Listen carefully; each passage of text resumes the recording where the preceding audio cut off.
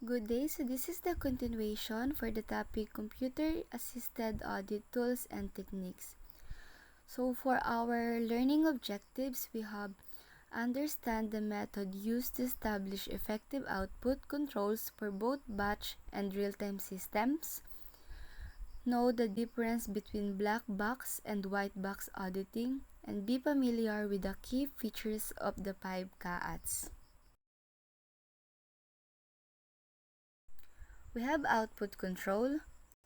Ensure that system output is not lost, misdirected, or corrupted, and privacy is not violated. Exposure of this sort leads to serious disruptions to operations and financial losses. For example, if the checks produced by the firm's cash disbursement system are lost, misdirected, or destroyed, trade accounts and other bills may go unpaid. The firm may affect their credit rating and may not also collect interest and penalties from the affected transaction. Controlling batch systems output. Batch system, it usually produces output in the form of hard copy, which requires the involvement of intermediaries in its production and distribution. So to produce and deliver these documents, various intermediaries are involved. These intermediaries handle tasks such as printing the documents, organizing and packaging them, and finally distributing them to the intended recipients, ensuring that each person receives the correct documents. So, there are different stages in the output process. Each stages in this process is a point of potential exposure where the output could be reviewed, stolen, copied, or misdirected. There are techniques of controlling each stages in the output process, but not all techniques will necessarily apply to every item of output produced by the system.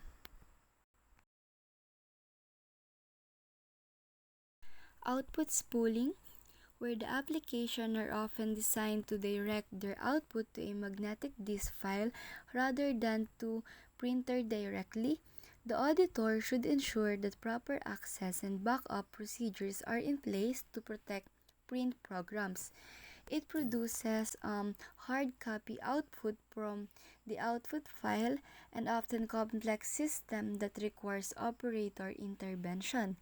There are two types of exposures: the production of unauthorized copies of output, employee browsing of sensitive data. To prevent operators from viewing sensitive output, a special multi-part paper can be used, with the top copy colored back to prevent the print from being read. Bursting, wherein the output reports are removed from the printer, then the pages are separated and collated. So, under this stage, bursting clerk may make an unauthorized copy of the report, remove a part of the report, or read a sensitive information, and the primary control in this exposure is supervision. Next, we have waste. Computer output waste represent a potential exposures.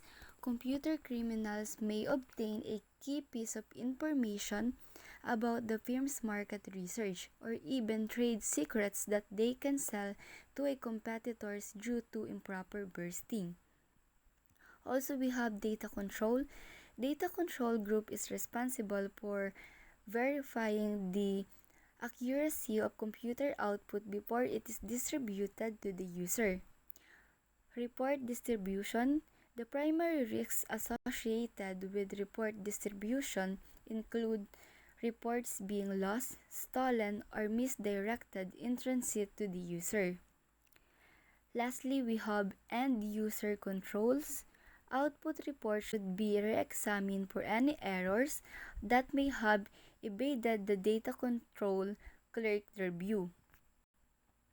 Errors detected by the user should be reported to the appropriate computer service management.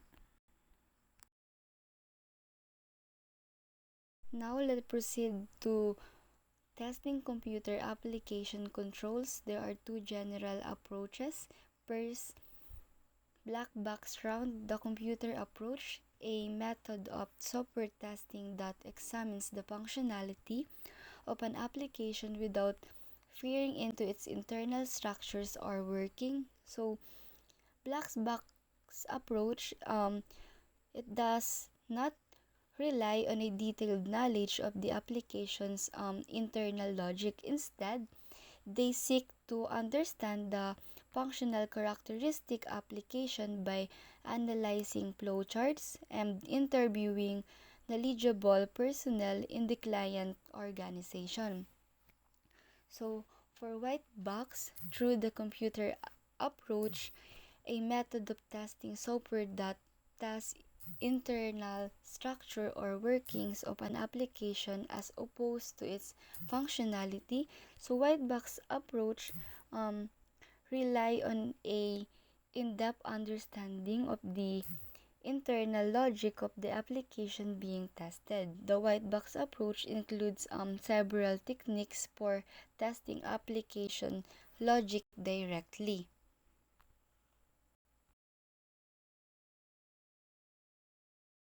We have common types of tests of controls. First, authenticity tests, which verify that an individual or program procedure or a message such as EDI transmission attempting to access a system is authentic.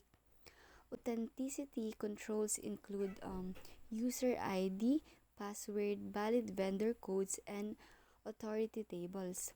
Next, accuracy tests, which ensure that the system processes only data values that conform to specified tolerances. Examples include range tests, field tests, and limit tests.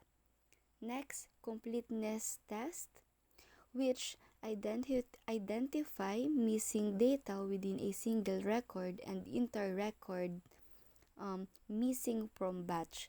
This type of tests perform are field tests, record sequence tests, hash totals, and control totals. Next is redundancy tests. Process each data record exactly once. We also have audit trail tests.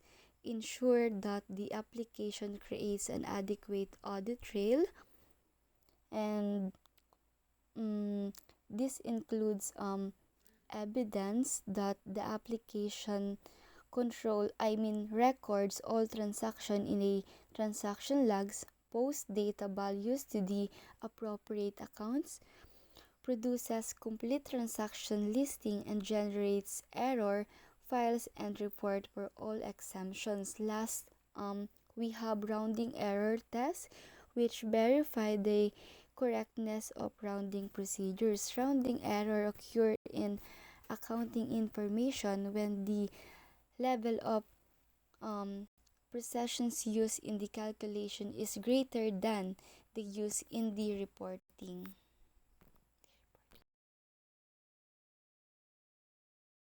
Now let's proceed to computer-aided audit tools and techniques for testing controls. First, we have test data method, used to establish application integrity by processing specially prepared sets of input data through production application that are under review. So, for creating test data, auditors must prepare a complete set of both valid and invalid transactions. If test data are incomplete, auditors might fail to examine critical branches of application logic and error checking routines.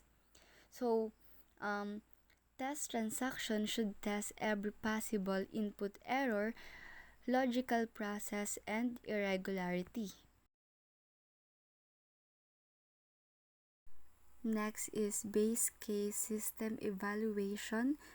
It's a set of test data in use is comprehensive. So it means that everything should be addressed. Um, BCSE tests are conducted with a set of test transactions containing all possible transaction types. These are processed through repeated iteration during system development testing until consistent and valid results are obtained. Next is tracing. Performs a walkthrough of the application internal logic. So here it is a step by step. So step by step din na inire-record kung ano yung ginagawa ng system. So specific transaction or types of transaction are created as test data. The test data transactions are traced through all processing stages of the program, and a listing is produced of all program instructions that were executed during the test. Next, we have the integrated test facility. It is an automated technique that enables the auditor to test an application's logic and controls during its normal operation. The ITF is one or more audit modules designated into the application during the system. So when test data are processed together with the entity's actual transactions, the auditor should ensure that the test data or dummy transactions are subsequently identified and eliminated from the entity's accounting record to avoid contamination of control totals. So also this used by the auditors to test the procedures contained within the client program rather than to check on the accuracy of data and inputs. Lastly, we have parallel simulation. It requires the auditor to write a program that simulates the key features or processes of the application under review.